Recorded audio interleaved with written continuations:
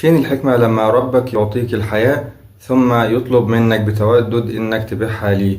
فين الحكمة من كده؟ مش ليه كده؟ ممكن يكون ما الحكمة عشان أقول لك قال الله جل في علاه: والسماء ذات البروج واليوم الموعود وشاهد ومشهود قتل أصحاب الأخدود النار ذات الوقود إذ هم عليها قعود وهم على ما يفعلون بالمؤمنين شهود وما نقموا منهم إلا أن يؤمنوا بالله العزيز الحميد الذي له ملك السماوات والأرض والله على كل شيء شهيد إن الذين فتنوا المؤمنين والمؤمنات ثم لم يتوبوا فلهم عذاب جهنم ولهم عذاب الحريق إن الذين آمنوا وعملوا الصالحات لهم جنات تجري من تحتها الأنهار ذلك الفوز الكبير.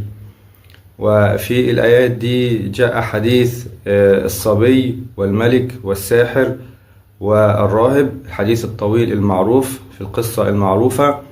وقال الغلام للملك: إنك لست بقاتلي حتى تفعل ما آمرك به. وبعدين أمروا بطريقة معينة يقتلوا بيها، وبعدها آمن الناس، فأمر الملك بالأخاديد فخدت وأضرم النيران، وقال: من لم يرجع عن دينه فأحموه، أو قيل له اقتحم.